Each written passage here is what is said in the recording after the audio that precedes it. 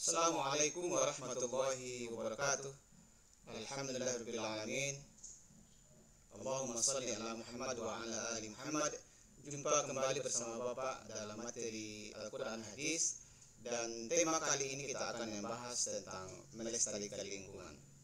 Pada pertemuan sebelumnya kita sudah membahas surat Ar-Rum dan surat Al-Baqarah yang membicarakan tentang terjadinya kerusakan di darat maupun di laut karena perbuatan manusia itu sendiri. Dan pada pertemuan kali ini kita juga akan membahas sambungan dari materi tersebut, dan kita akan membahas surat Al-A'raf ayat 56 sampai 28 dan juga surah Shad ayat yang ke-27. Nanda sekalian, terjadinya kerusakan di darat maupun di laut dalam konsep Al-Quran di surat Ar-Rum, bahwa itu merupakan perbuatan manusia itu sendiri, bima kasabat aydin nas, yang tujuannya supaya mereka merasakan bagaimana akibat dari perbuatan mereka itu sendiri. Dan pada pertemuan kali ini kita akan membahas fenomena alam yang ada di bumi kita ini, yang mesti kita jaga sehingga nanti dapat diwariskan kepada generasi berikutnya. Surat Al-A'raf ayat 56 sampai 27, mari kita simak dan perhatikan, dan juga Anda juga bisa melihat Al-Quran yang ada di rumah masing-masing. Kita mulai.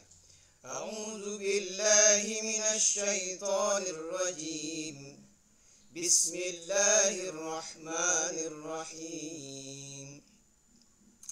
Alam tara ila rabbika kaifa madda zilla walau syaa laja'alahu sakina thumma ja'alna asy-syamsa 'alayhi dalila thumma qabadnahu ilayna qabdan yasira wa huwa alladhi ja'ala lakumul layla libasa والنوم سباتا وجعل النهار نشورا وهو الذي أرسل الرياح بشرا بين يدي رحمته وأنزلنا من السماء ماء طهورا لنحيي به بلدة ميتا ونسقيه مما خلقنا أنعاما وأناسيا كثيرا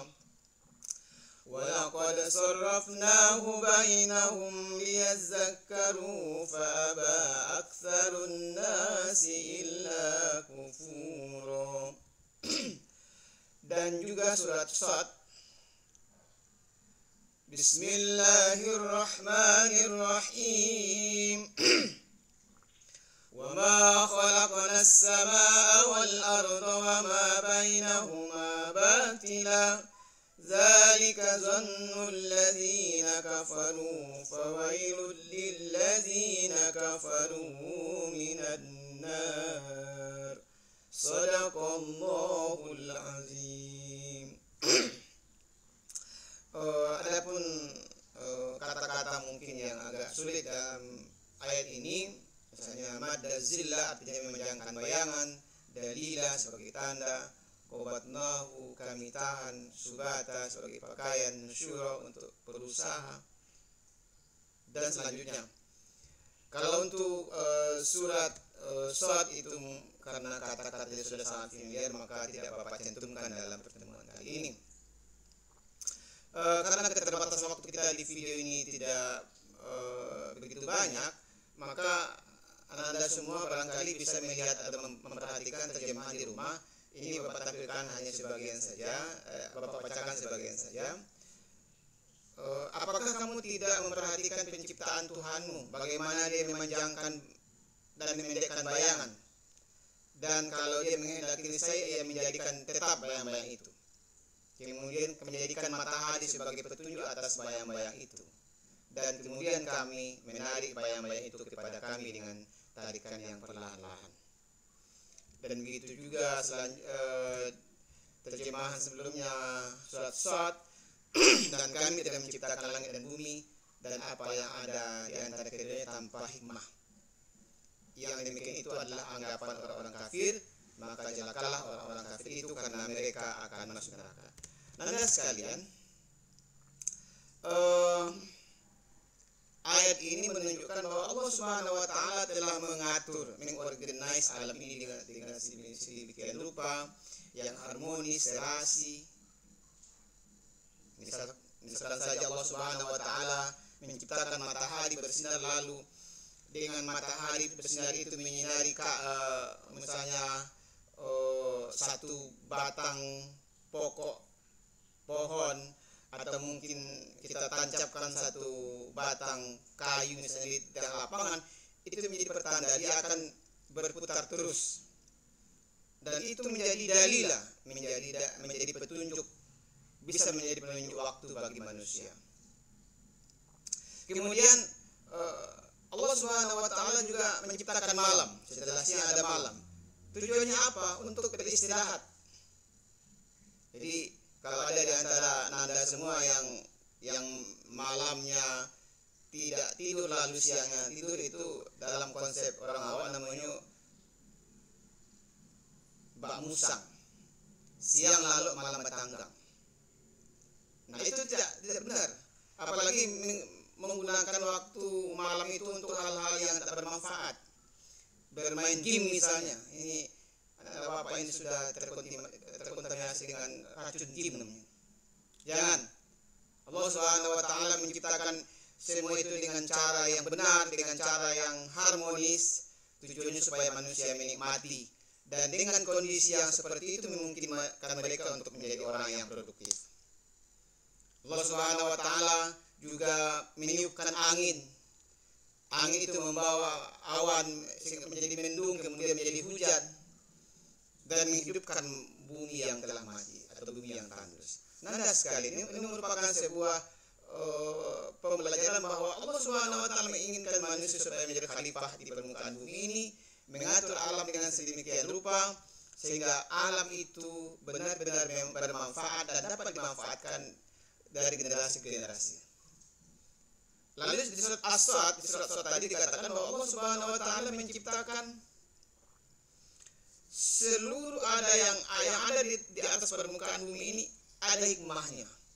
Dari makhluk yang sekecil-kecilnya sampai makhluk yang sebesar-besarnya, semua ada hikmahnya. Maka dari itu manusia harus proaktif untuk meneliti, menelaah apa yang ada dan yang terjadi di atas permukaan bumi ini.